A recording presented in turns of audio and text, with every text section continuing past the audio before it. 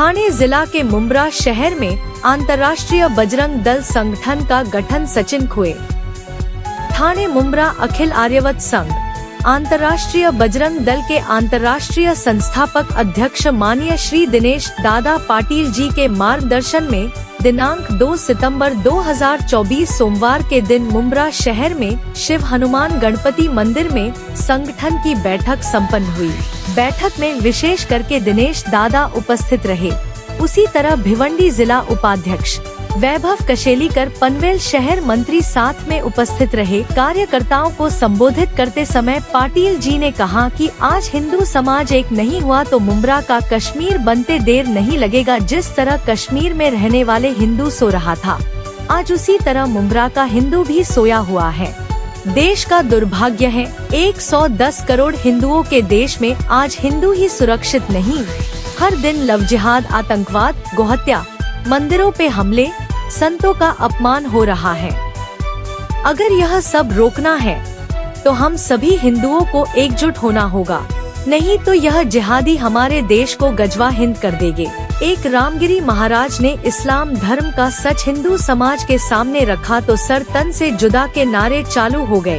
जाकिर नाइक मुस्लिम धर्मगुरु दिन रात हिंदुओं का अपमान, देवी देवता का अपमान करता है।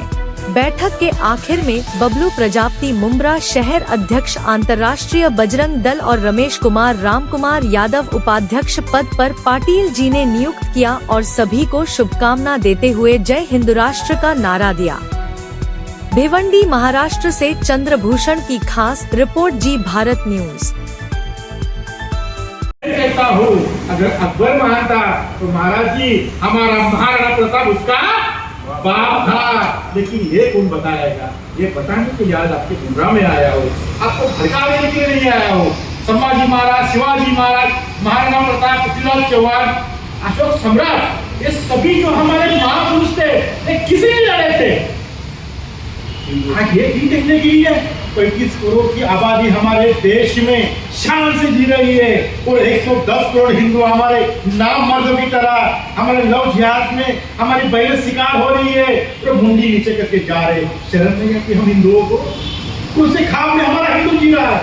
उनकी घटना भूले नहीं, जिंदगी यानी कि निर्घृण हत्या की गई, फिर भी हमारा हिंदू शांत बैठा है। धारावी में अनिकेत वैश्य दिन दहाड़े उसको हराम करके मारा गया, फिर भी मेरा 110 कोटि हिंदू शांत बैठा है।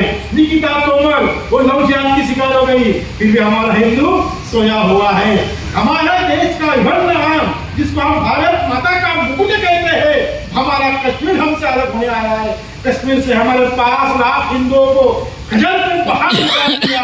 फिर कहते हैं भारत माता की जय, वंदे मातरम के नारे कहते हैं, हिंदू राष्ट्र की नारे देते हैं। कहाँ है हमारा हिंदू राष्ट्र? कहाँ है मेरा हिंदू? कहाँ सोया बैठा है? मैं अभी तो कमरे में महाराज जी के साथ में बैठा था तो बहुत से विषय उनके सामने ही मैंने क्लियर कर दिए कि हमारा हिंदू क्या कर रहा है।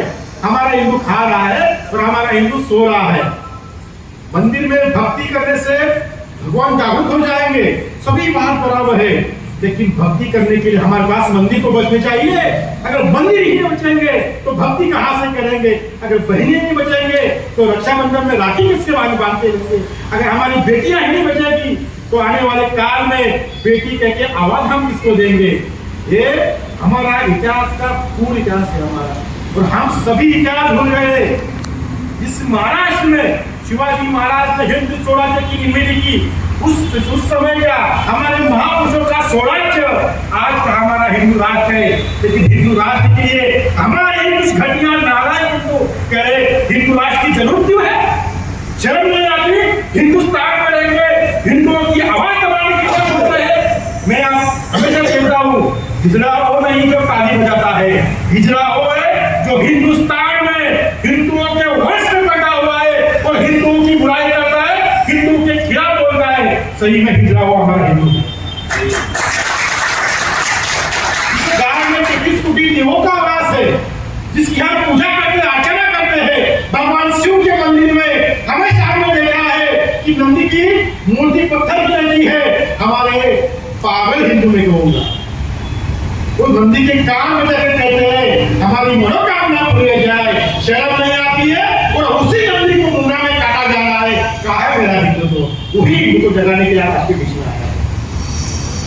अगर एक हिंदुत्व नहीं जगेगा तो हमारी गोवा में आज इतना भक्तिमय वातावरण देख के मन प्रफुल्लित हो गया है कि बहुत सी जगह प्रवास किया जहाँ पर 5% हिंदू हमारा बचा है, वहाँ पर 5% हिंदुओं ने हिंदू को बचा के रखा है।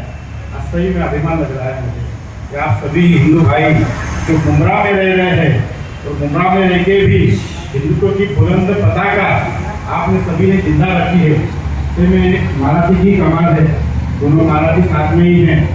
और हम हमेशा कहते हैं कि जहाँ पर बजरंगबली रहते हैं वहाँ पर कभी अंधभक्ति और अंध जो इच्छा है कभी निवास नहीं कर सकते हैं।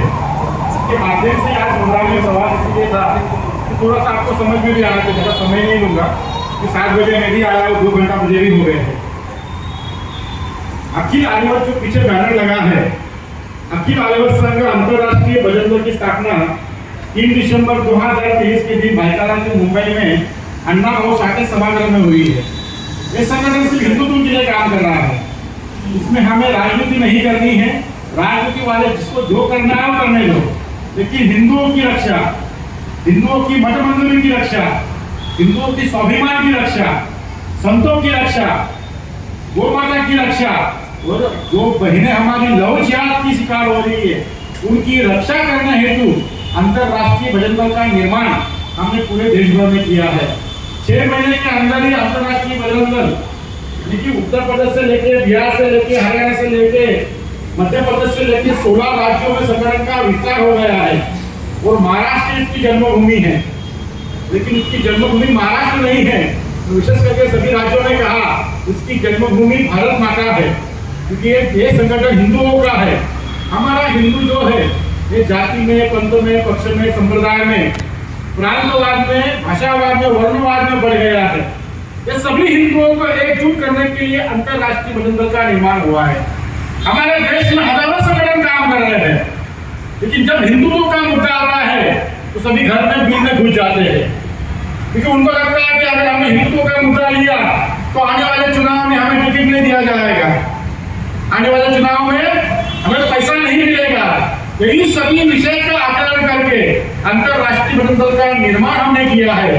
और सही में अगर हिंदुत्व की रक्षा करनी है तो हम सभी हिंदुओं को एक वटवृक्ष के नीचे आने के, भगवे ढोल के नीचे आने की अभी जरूरत आई है। तो आने वाले काल में मुमरा का कश्मीर बनने में समय नहीं लगेगा। आज मुमरा में ही 2 तारीख को सितंबर 5 को बोल के जा रहा हूँ, अगर यहाँ पर मुमरा का अगर जागरूक नहीं हुआ तो आने वाले काल में जैसे हमारे कश्मीर के 5 लाख हिंदुओं को कश्मीर छोड़ के निर्वासित हिंदू बन के आज जम्मू में संग्राम कर रहा है।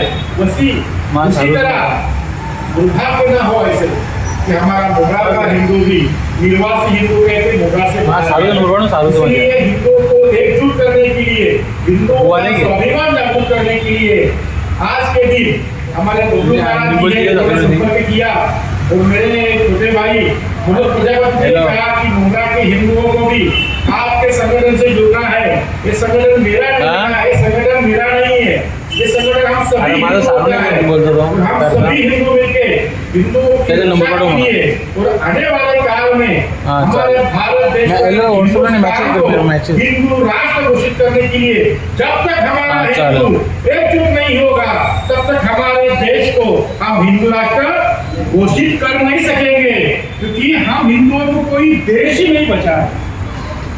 56 देश ईसाइयों के हैं, 58 देश मुसलमानों के हैं। हम हिंदुओं के एक भारत बचा है, लेकिन इसी भारत में जब 1947 में देश की फांदी हुई तो महात्मा गांधी और हमारे चाचा पंडित जवाहरलाल नेहरू ने कहा कि हम भारत की फांदी नहीं होंगे, लेकिन दोनों के प्यार में पागल हमारे महात्मा गांधी जी ने हमारे देश की फांदी की। एक जिना 2 गजल है उनके, एक दोनों भी नारे, एक का नाम जिना था तो एक का नाम चाचा पंडित जवाहरलाल नेहरू था। इन दोनों के कारण हमारे भारत माता के 2 टुकड़े हो गए।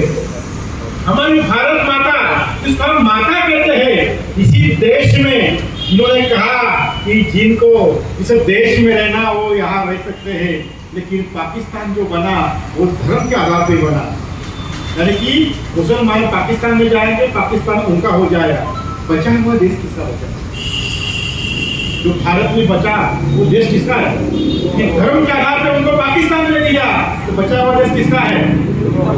हमारी हिंदुओं की आवाज ही नहीं कर रही है। हिंदू शर्मा रहा है, हिंदू डर रहा है, उसको डर है अगर मैं कुछ करूंगा तो मेरे भी सर्वतंत्र जुड़े के नारे चालू हो जाएंगे। 2-3 महीना ही पहले नासिक के रामगिरी महाराज ने एक किताब के बारे में कहा, उनके किसी धर्मगुरु के बारे में कहा, क्योंकि मुन्ना में उनको तो नाम नहीं लूंगा, धर्मगुरु के बारे में कहा कि 50 साल का बुढ़ा 6 साल के बच्चे से शादी करता है, तो उनके कुरान में लिखा है, फिर भी उनके सर्वतंत्र जुड़े के नारे चालू हो जाएंगे। मैं उसके उल्टा बोलूंगा कि जाकिर नाइक दिन रात हिंदू धर्मों के ऊपर अपनी टीका टिप्पणी कर रहा है, देश में हमारे देवी देवता के ऊपर टीका टिप्पणी कर रहा है, लेकिन अभी तक किसी हिंदुओं ने जाकिर नाइक के खिलाफ एक घाव 2 टुकड़े का नारा नहीं दिया।